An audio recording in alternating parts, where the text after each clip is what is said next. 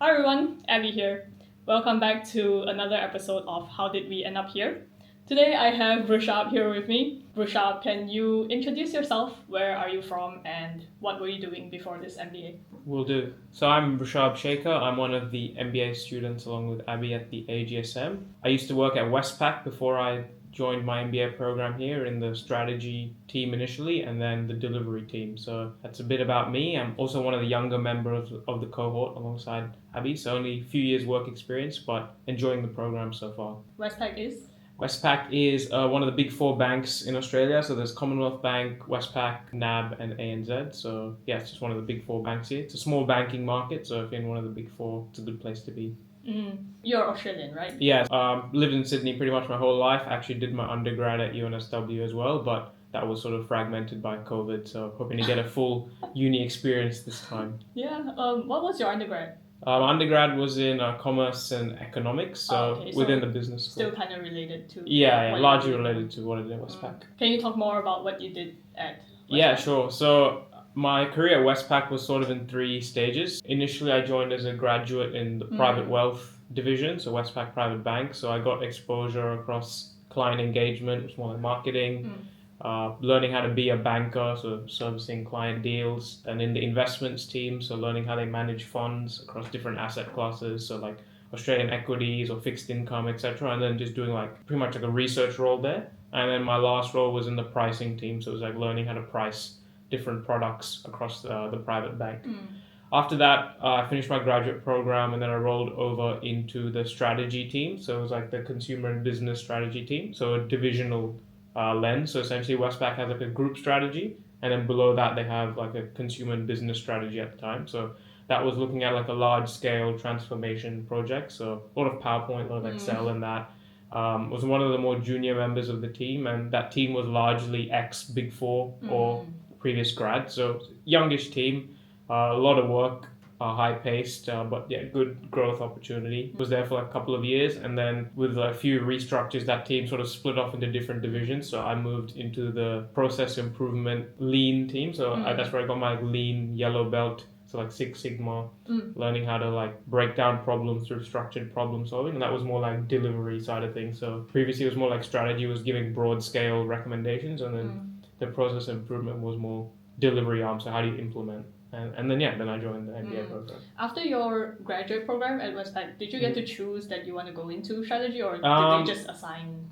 It's not really assignment, to be honest. There is roles for everyone, but you sort of apply for across the bank. So you can put like your choice. Or... Yeah. It's like whatever roles are available and whatever roles you want, you sort of sell yourself across the bank, and then that's the role that landed. That team usually takes a lot of grads initially, so that's why I applied. So back then, you never thought of going out of Westpac after your graduate program? The graduate program's only 1 year, so I didn't. I didn't have like heaps of experience. At Westpac till now, I've been there almost 3.5, 4 years. So a year in the graduate program, and then a couple of years in each of these roles. So I guess when I just finished the grad program, no, I didn't think much outside. I just wanted the next role. But then that's kind of partially why I did the MBA, where I sort of feel like I've gained whatever I wanted at Westpac. I wanted to try something different. So. Yeah, that leads to the next question. Like, why MBA? I mean, because you're talking about working in Westpac, that's like, I think a lot of people's dream job, and it pays well, I guess. So why did you suddenly, why and why now? Yeah, makes sense. So for Westpac, I can give a bit of context on that. It's a good role, very good job security, very good pay for like the hour to pay ratio. It's very good work-life balance. But I felt for me, I sort of hit, not a ceiling in the role, but I felt like I've learned whatever I wanted to. And I just wanted a change of pace. I've always wanted to work or live overseas. So an MBA is useful in that aspect in terms of giving people ability. Why did you do an MBA here then? Because I'd like to go overseas, but cost of fees is quite heavy. So then the fact that this has an exchange... from Westpac. Not that much. But the fact that I could do an exchange, which is also like I'm going to exchange to New York, so that provided me all within a year I could do all this. So that's kind of what attracted me to the program. It's in like intensive program for a year, and I'd finish it off. So I know a lot of people might be thinking of doing the MBA, might want to do it like part time. Yeah. That's a good idea too. You have an income, but for me, I just wanted to focus and get it done in a year. So I guess the global mobility that it provides me, so overseas experiences. And to be honest, the fact I was always going to study again at some point after my undergrad, and Like my dad's done an MBA, so and he always spoke highly of it. So I was always going to do one, and I'm at a point in my life now where I have less responsibility compared to other people. So I have the time and means to do it. So that's why now. Yeah, I think I can totally relate to you because I also did my undergrad during COVID. Yeah. So it's kind of like I didn't get enough experience out of my undergrad, so I want to go again I mean, that's not the main reason I'm doing an MBA, but that's part of the reason. Is banking and finance, a finance bro, kind of your dream job when you were a kid, or what made you go there? So what drew me to banking is that initially was lack of options for the other things. Like I didn't want to do medicine. Okay. Well, first of all, I'm not smart enough, and second of all, I'm a bit squeamish around blood. So I was like, that's my gone. I had no interest in engineering and not much interest in science. My mum is like a microbiologist, so she was very into science, and my dad worked in banking, so I sort of followed his path. My role at Westpac wasn't traditional banking as such. It was more strategy as opposed to day-to-day banking. So whilst that career is appealing and gives you job security, I guess for me, pivoting long-term, I'd like to leverage that in either two different pathways. One would be either in payment, so like Visa or MasterCard. That space is interesting, whether it be in the strategy team or product, etc. I haven't narrowed that down, but that would be a single pivot, as we've discussed in class. But then a dream job for me, ideally, maybe post the MBA, is something in sports. So as you can see on my hoodie, after FIFA World Cup, I'm really into like a lot of different sports, football being one of them. Working in one of the clubs would be interesting, whether it be in like sports management or player analytics, etc. Haven't narrowed down the exact role, but that sort of area would be interesting to go post MBA. So talking so much about the MBA, how do you find it so far? So it's been like 2 months? 2 months, yeah, we're 2 months in. It's very different to undergrad if we had to reflect on that. So the MBA, it feels like, I was explaining to some of my friends, it feels like high school, but everyone wants to be there, sort of thing. So it's like a class atmosphere. Everyone's like quite talkative, I think, in our cohort. It's not so much lecturing the class, it's more like, as I say, facilitating. It's good. It keeps everyone involved. Strategy's been like a highlight. I guess you have some sort of it's obviously have some work experience, but like the frameworks and stuff, we didn't really get taught it. We sort of just do it, and then it just becomes a pattern. But actually having some structured ways to think about it, to be some interesting cases. So now that you have like case studies and frameworks, do you think back to your previous work and be like, that makes sense now? Right? Yeah, so that's a very good observation. Reflecting on when I did my work, I was like, I was actually applying all these frameworks without having the names attached. And also, it would have been good to have some of these frameworks when I did the role previously. So it's been a good lens. But yeah, I'm overall enjoying it so far. Quite busy. We're getting to the busy end of the term. So a lot of group assignments. At some points, I'm like messaging some groups and I was like, oh wait, this is the wrong subject. We have so many different groups. So and in one subject, we have like so many different assignments, some individual, some groups. So it's kind of confusing. And then sometimes you have the same group member in strategy and in another subject. So you kind of, it's kind of... Yeah, it's like everywhere. All over the shop. But we've got like 3-4 weeks left, so then break. It's crazy, right? Yeah, it's like almost one term's already done. It's like flown by. Yeah. On the flip side, what did you find most challenging in the MBA? Is it transitioning from work or... That's one of my key challenges. So although like for us, since we've only been out of like the studying mode for a few years and others have been a lot longer, still just being working for those few years, getting back into the habit of studying and having structured study routines. It's been difficult, but it's been a change of pace, but it's been good because that's kind of why we signed up, right? Since we're doing the intensive program. The other thing I've found a bit more challenging is the fact that the feedback that gets given is not as structured as undergrad. It's like, we want you to do this. It's a lot more up to your interpretation of what you want to say. You have to think of how you make this better. And exactly. And like especially in strategy, for example, whenever Patrick asks us to contribute, he sometimes goes, yes, and you're like, well, that's all I had. And he's like, Vrushabh. Yeah. And he's waiting for you to give it a response. So it's like when you've said something and he's like, and what about this? And you're like, I haven't got it yet. So that's been, like some reflection points. But I guess it'll improve as you go through the semester. And also I think even if in class you don't have a yes and for him, but you kind of think about it after class and you're like, just now you reflect on things that happens in class. So even if you don't get it there, you get it like after. So I think that's also something that I found beneficial for myself. Yeah. Apart from the challenges, what did you find most enjoyable out of this MBA so far? Yeah, I think the main thing is the cohort. Everyone talks to each other. I don't think there's many cliques. It's very easy to talk to everyone. When we do group discussions in class, it's good to hear from other people's experiences. Obviously, sometimes they'll give us a question, but I think the things I enjoy most is maybe not even answering the question, it's just stuff around it, or experiences that they had in work and life, enjoying learning that. And then, yeah, even though I said before, it's not as structured as previous studying, that's probably a good thing too. It gives you more scope to think outside the box. And yeah, it's been a good change of pace initially, so I'm enjoying it.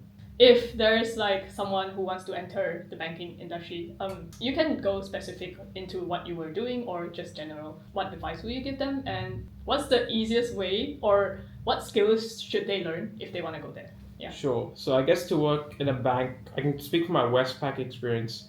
You should be clear on what part of the bank you want to work in. So in Westpac, for example, there's the retail arm, which is like consumer and business, and then there's the institutional bank. So that's more the corporate investment, not investment banking, but yeah, IB side of the bank. So it depends what you want to get out of the bank. For me specifically, I started off in a niche area in private wealth. So it gave me exposure to lots of different sectors within the bank, whether it be investments, product, marketing, etc.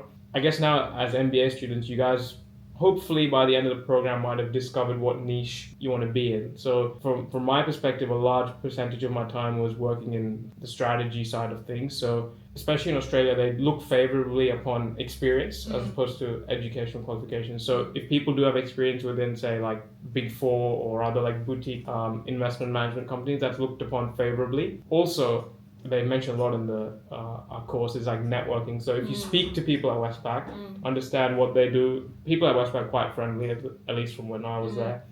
Probably hasn't changed. Okay. They're more than willing to give you like advice on like the roles they do. And a lot of people I know that has worked at Westpac, not like me, who's come through the grad program, it's been more structured, but who've got into the bank has been largely through networks. Like they've known someone who worked at CBA or like another boutique firm, and they've come in. So I would advocate, if you are looking to work at banks in Australia, reaching out to people and speaking to them, and then being crystal clear on which sector of the bank you want to work in. So when you're applying for roles or talking to people, you can ask very targeted questions, because lots of people have like a career just within Westpac. They're doing so many different roles across the bank. Like there's people been there for like 30, 40 years, and then they just work across different divisions, and that's as good as working across different companies. Maybe for me, I might not do that because I'd like to have different exposure, but if you would like to have like a stable, secure job and have different areas of exposure, it's a good place to go. But to start, I would say definitely network, and then be crystal clear on what part of the bank you want. And if you don't know what part of the bank you want,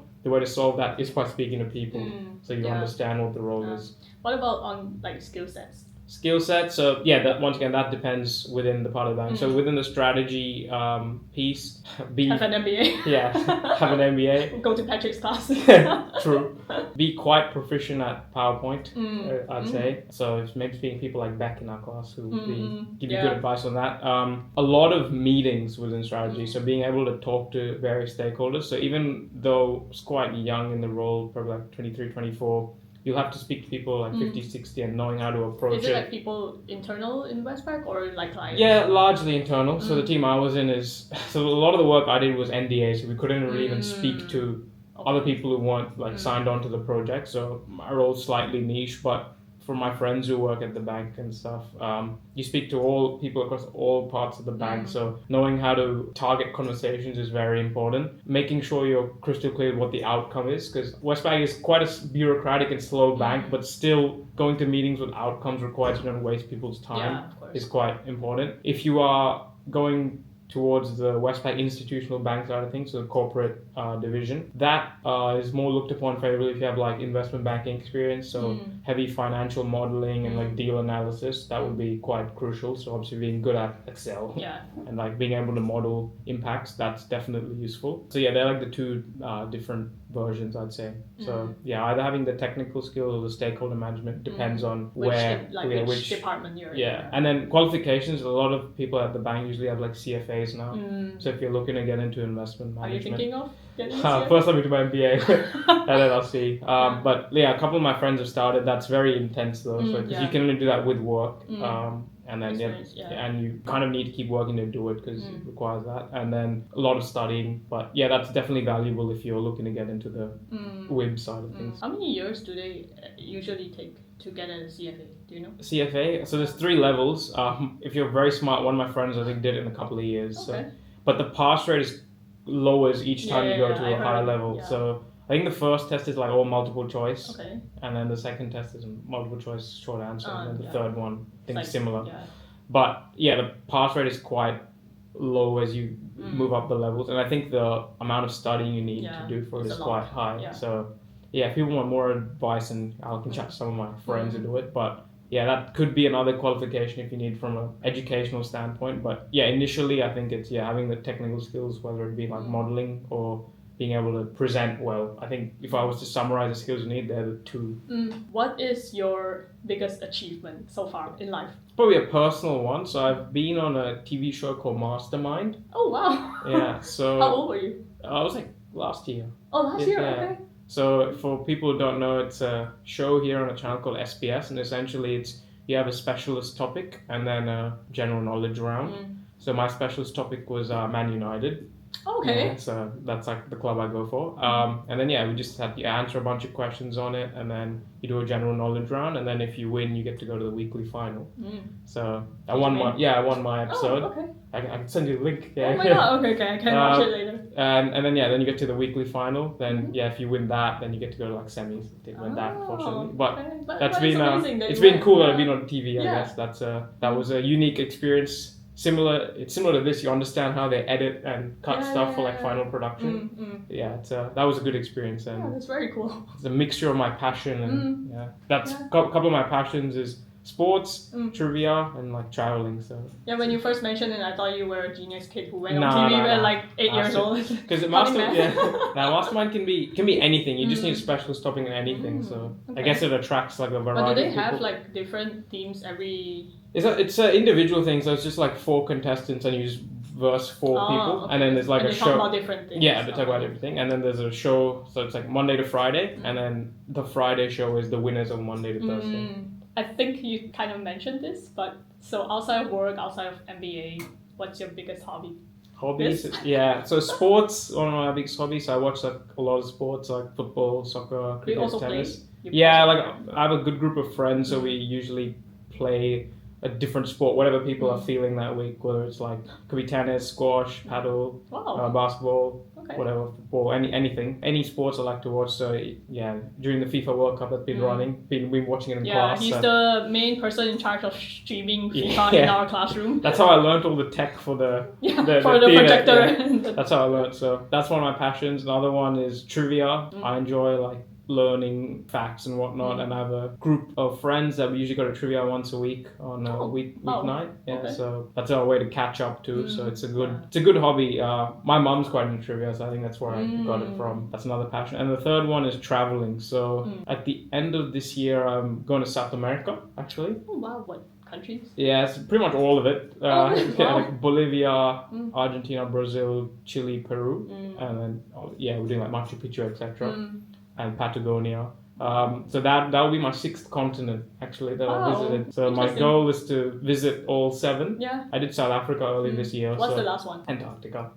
Okay. Yeah, so I visited all the inhabited continents. So Antarctica is the hardest one, or unless it's the more pricey one too. Yeah. So that's my goal, is to visit all 7 continents. I've been lucky to visit a lot of countries when I was growing up because my dad used to move around for work and whatnot, and then family holidays. But now doing more independent traveling with my friends, it's been like picking countries which are harder to get to because we might not have time to do it later on. So and also like some countries you probably need to go when you're young because you need to walk a lot and like climb mountains and hike. Which is the South America trips, a lot of hiking, etc. So I imagine when you're like 50 years old, you'll be like, I want to sit in the car. Yeah, because people like, I'll go traveling when I'm retired. Yeah, when I have money. You might not have the energy to do exactly. that. So. And I think it's very different when you see the same place when you're 20 and when you're 50. Like you may see it like, I saw it plenty of times in the pictures. True. But when you're 20, you go there and it's like, oh wow, this is what I saw in the picture. Yeah. So And then if you it's go there very again at 50, you probably have more money, so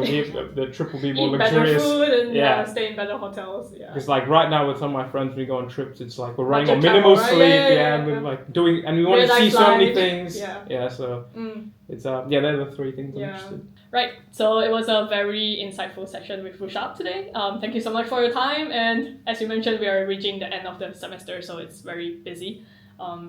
So thank you so much for being here today. Thanks, Abby, and everyone watch this episode and enjoy the podcast. Yeah. See you next time. Bye.